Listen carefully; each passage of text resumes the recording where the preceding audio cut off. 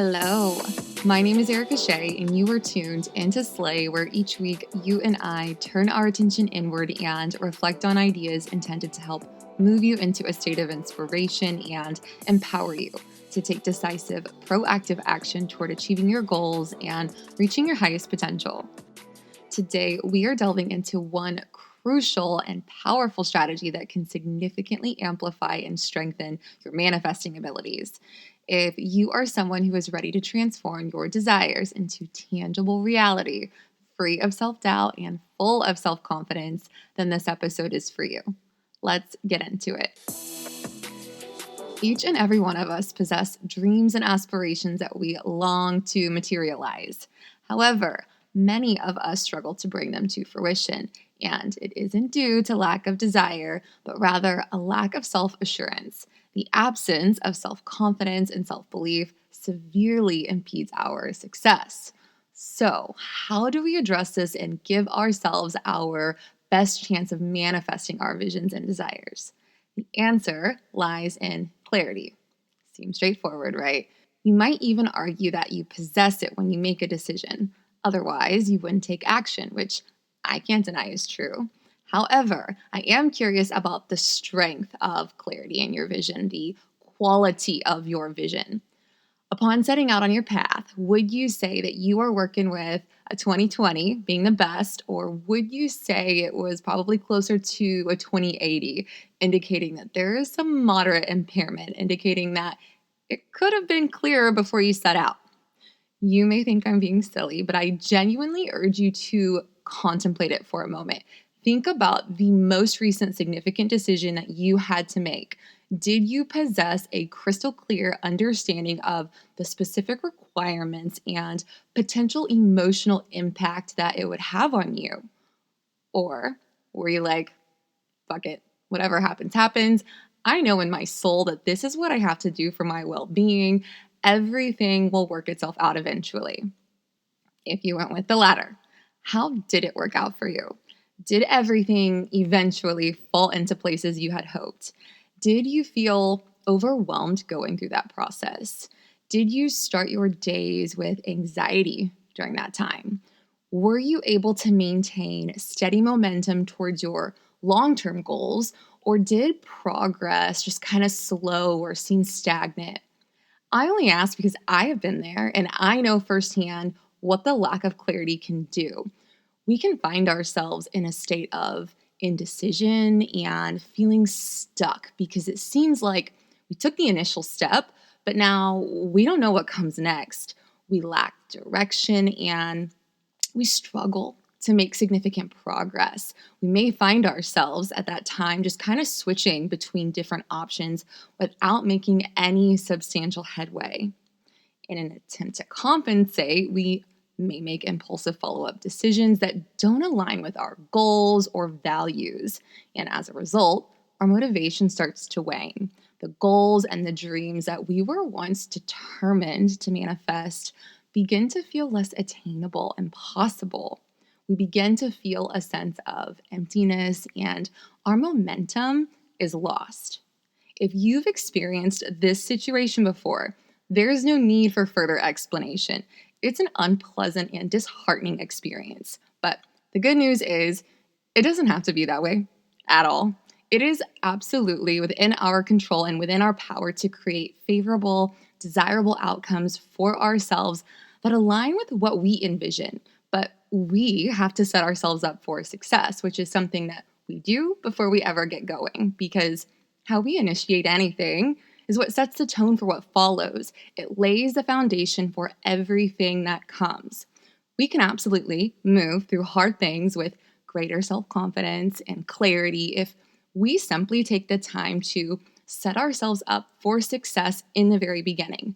Meaning, before you ever proceed with the decision, you make sure that you have crystal clear clarity of vision. You don't make moves without first pausing to assess your options, find your direction, and equip yourself with a framework for which you can use, almost like a map to guide your path forward. Because the law of cause and effect, It does not discriminate, okay? It is real, and we want to make sure that we are choosing the best possible cause to create the best possible effect. Our manifestations and the desires of our hearts count on it. So, what can we do specifically? What can you do? Well, we've got two possible maps to empower our decisions and support our manifestations that we'll be using in today's strategy. One's a vulnerability map, which outlines the practice of lowering defenses, which is what we covered in episode 34. The other is a protection map, which outlines the practice of limiting exposure, which we covered in episode 35. If you didn't listen to those episodes and feel that you would like more context, definitely go back. These are what will serve as your compass and map, because once you've determined the direction, meaning the practice that you're going to adopt, you have your map, which lays out potential steps to follow up to support your movement forward, meaning no more initiating action half blind when hard things come up. You're going in with 2020 vision before you even take your first step. So, how does this strategy work? I am going to walk you through it, extended cut style, and then summarize it at the end. So, for now, just follow me. Envision yourself in a situation where you're confronted with a decision. In this scenario, you're presented with a range of options that can be categorized into two groups. One group, which we'll call Group A, consists of choices that propel you forward positively, while the other group, Group B, comprises choices that hinder your growth and impede your movement forward towards the higher vision that you have for your life. Obviously, we want to select the group that propels us forward, but how are we determining what gets assigned to that group?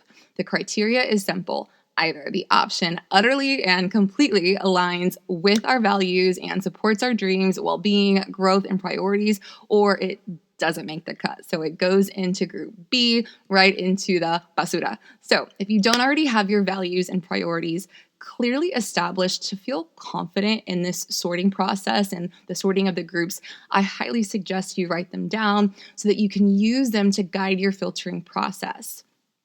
Focusing on just the choices within Group A, see each selection as its own unique pathway forward. While we have determined that they're all okay possibilities, we don't know which path is the most optimal for us. And that's what we really want, because we want to feel our most confident, assured that whatever we go with leads to the best possible outcome. So, with this in mind, we take our filtering process a step further and proceed to figure out what exact requirements are associated with each choice, each individual path. One by one, you begin gathering data and taking notes. You want to know 4 simple things. Will you need to limit exposure to any people, environments, or media? The answer is either yes or no. That's it. Will you have to expose yourself to any new people or environments or media? Yes or no. Will you have to dismantle any current psychological, emotional, or physical boundaries? Yes or no. 4th and final question, will it require you to adopt any new behaviors or habits? Yes or no. Once you've got your 4 answers for the individual choice you're focused on, stop to truly reflect on the findings. If you found that you will have to expose yourself or let go of any current boundaries, you can presume that this is a path where it will likely benefit you to lower your defenses. You're going with the vulnerability map here. If, on the other hand, you found that the selection will require you to limit your exposure to certain things or adopt any new boundaries, you can presume that this is a path where it will likely benefit you to limit exposure. You're going with the protection map here. Armed with this information, you take your filtering process a step further. You visualize yourself proceeding with that option, following the determined map, either vulnerability or protection, setting out to execute under its guiding principles established, which again are either lowering defenses or limiting exposure. During this visualization, you're mindful of any and all feelings that come up in your body. When you're done, you're going to answer 4 additional simple questions. Did you notice feelings of agitation? Yes or no? Did you feel determined? Yes or no? Did you feel uneasy? Yes or no? Did you feel contentment? Yes or no? Try not to overthink it. Ultimately, you either felt okay or you didn't. Now, to make sure that we are all on the same page and following, I'm going to try to help clarify your mental image by providing an example of everything that we've discussed. Say that you were having an issue at work that was really wearing on you mentally, emotionally, and spiritually. Your work productivity has declined, you've lost drive, and you feel like the life is just being sucked out of you each time you go in. The more you reflect, you've determined that it isn't necessarily the job, the work specifically that's beating you down, but rather it's a particular coworker who's always venting, gossiping, and just constantly complaining about leadership. Because your mental and emotional well-being is a top priority, you use this newfound insight about the coworker to brainstorm possible action steps that you could take to get this situation in check. After writing down all your ideas and filtering through your list, you've got a decent batch of possibilities remaining in Group A. Your list of options include 1. Have a conversation with this person. 2. Talk to a supervisor. 3. Avoid this person as much as possible. Starting with option 1 at the top of your list, you set out to determine your map. The first choice requires a conversation, meaning you're going to have to express your authentic thoughts and feelings. So, with that in mind, you can determine that this is a path that's going to likely require a level of vulnerability. But because you know that you want this to be a productive conversation, you realize too that you may have to follow that vulnerability up by establishing a boundary to help curb the amount of venting that you are enduring and really transform the situation, which is the whole point of you even saying something. So, with that in mind, you determine that this option is ultimately going to require the protection map. With that noted, the clarity of this particular pathway or option has strengthened.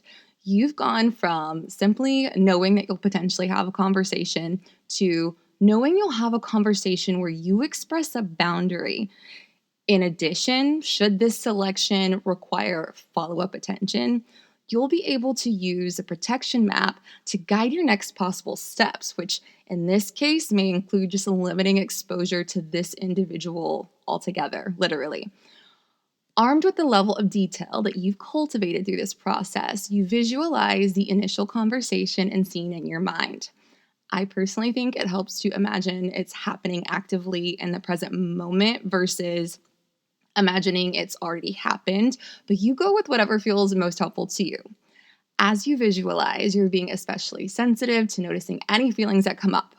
Once done, you answer yes/no questions pertaining to your feelings. With your answers in place, you move on to the final determining step. If you felt contentment or a sense of increased energy playing out that hypothetical scene in your mind without any feelings of doubt, anxiety, tension, or reservation, this is an indicator that the choice is in alignment with your higher self, values, desired outcome, all the things, which is a really valuable insight. What's more valuable that I like to highlight is that through the process of collecting the data, you are able to cultivate a solid foundation of confidence for yourself that can support you should you move forward with that pathway.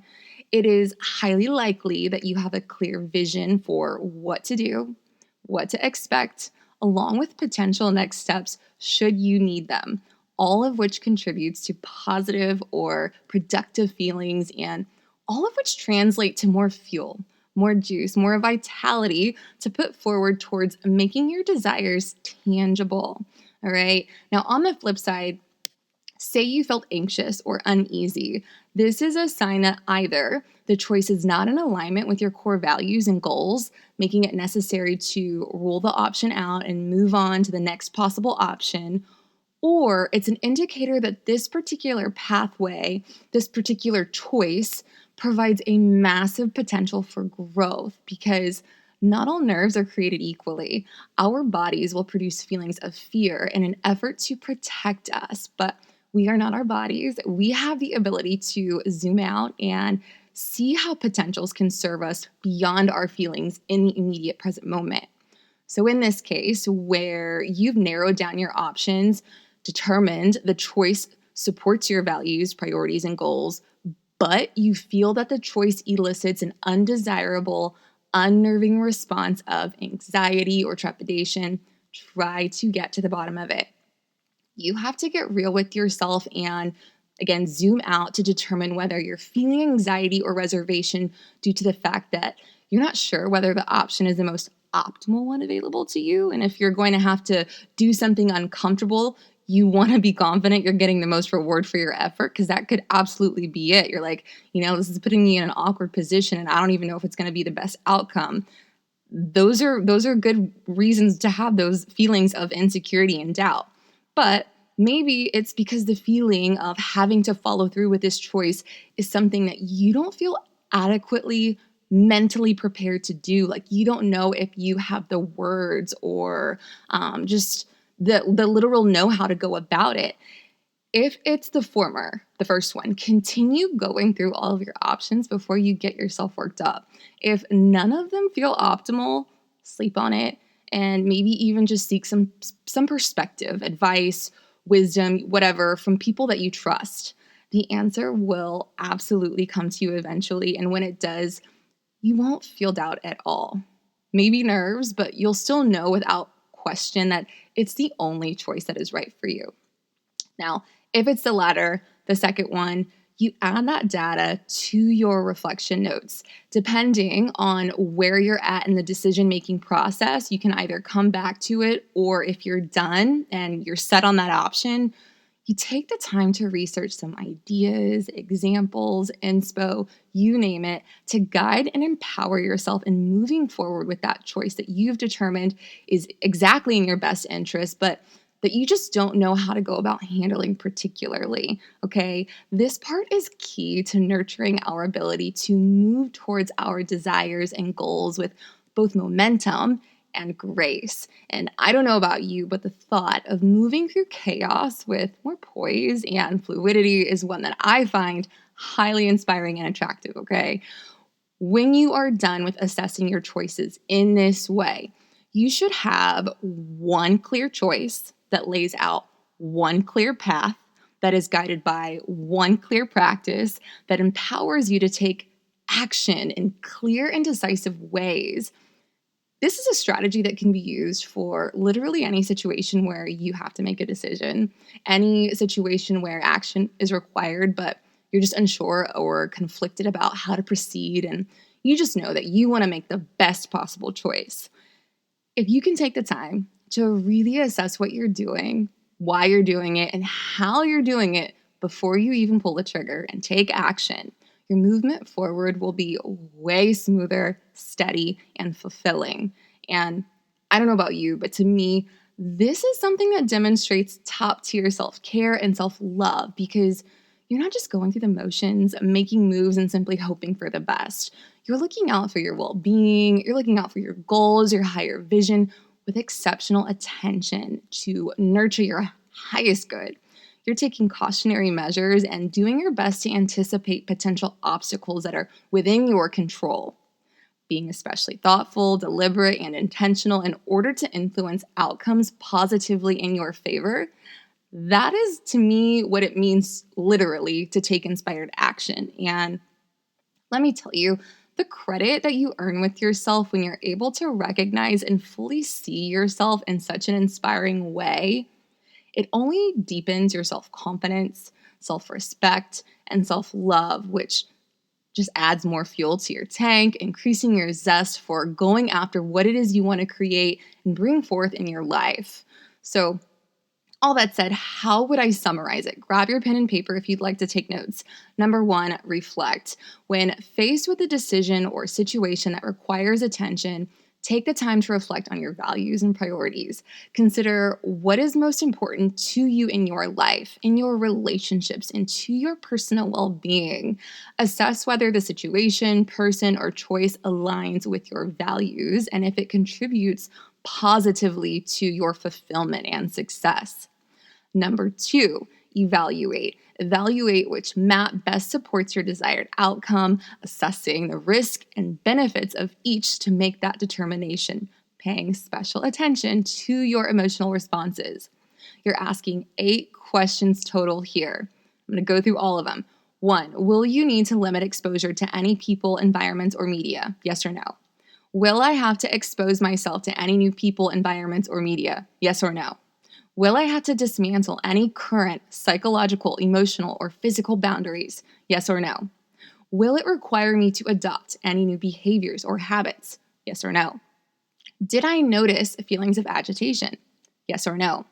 Did I feel determined? Yes or no? Did I feel contentment? Yes or no? Did I feel uneasy? Yes or no? Armed with the answers to those 8 questions, you're weighing the potential risks and benefits associated with a given option, considering the potential positive outcomes, simultaneously evaluating any potential negative consequences. You're paying special attention to your emotions and intuition, noting that if you feel uneasy, anxious, or uncomfortable about a situation or person, it may be a sign that deep down, you know it doesn't serve you or your highest good. But on the flip side, you're aware too that there's a potential for growth here. You've got to just continue to dig deeper. So take your time getting to the bottom of it, but trust your instincts. Determine what you are comfortable with and what you are not willing to compromise. Consult with people who you trust, who can provide objective perspectives and guidance. They may offer insights or experiences that can really help you make an informed decision. Last step, number 3. Embrace. Embrace the practice that most supports your values, goals, desires, and highest good. It's either going to have to do with the vulnerability map or the protection map. Whichever you thoroughly assessed and determined best supports your objective. Take action despite fear or nervousness. Embrace discomfort as a sign of growth. Remind yourself of the reasons why the decision is good for you and trust in your ability to navigate challenges. Acknowledge and validate your feelings. So, even though you're taking action despite fear or nerves, possibly, maybe you're not, recognize that it's normal to experience those sorts of feelings if they do come up for you when stepping out of your comfort zone. Validate yourself. Try to reframe fear as excitement, reminding yourself that feeling nervous or fearful can indicate that you're embarking on something really meaningful and worthwhile. Challenge negative thoughts by questioning their validity. Remember, pause to zoom out and create some space between you and whatever's eating at you so that you can really just make sure that you're challenging any possible assumptions that may be blinding you or limiting you. Replace negative thoughts with more empowering beliefs or intentions that can help ground you. That mantra I like, takes what's going to take, lock in. Remind yourself of the potential positive outcomes of your decision. Practice self-compassion, treating yourself with patience, understanding, and self-care as you navigate through the decision-making process. Finally, visualize your success here. When you're embracing your decision, stop to just remind yourself of that mental image. See yourself in your mind, confidently moving forward and achieving your goals and going through whatever that specific process is successfully. See if you don't feel an increased sense of confidence and purpose in your day-to-day. See if you don't notice little synchronicities, these meaningful coincidences or unexpected encounters that really just light you up. These are your signs from the universe that you're moving in alignment with your purpose and you're moving closer to the manifestation of what it is you're trying to bring forth in your world. Notice when you feel a deep sense of resonance and alignment with your desires. This is something that may be hard to notice at first when you're setting out on a path that really pushes you out of your comfort zone and when you're navigating new feelings, but definitely give it time and be intentional about checking in with yourself and your progress once you set out. A deep sense of congruence is a strong indication that you are on the absolute right track. Know that your ability to cultivate gratitude and experience joy throughout this process, those are very positive indicators that you are on the right track. Remember that when we feel grateful for what we have and when we can experience joy in the present moment, we attract more positive experiences into our lives and we stay aligned with the energy of manifestation. So stay attuned and mindful of all the opportunities that will present themselves, which make you especially aware of your growth, your blessings, your meaningful influence on those around you, and then lean into them. Remember, clarity breeds confidence. Assess your choices. Use the strategy that we discussed today to empower your decisions and support your manifestations. See if you don't find it easier to synchronize your thoughts, actions, and desires. See if you don't begin to hone the skill of consciously shaping your reality. See if you don't start living a more meaningful and deeply fulfilling life. Just see. If you enjoyed this episode and know someone who could benefit from today's message or any of the content we discuss, be sure to share it with them. As always, I thank you for tuning in. Until next time, continue to show up for yourself in a major way.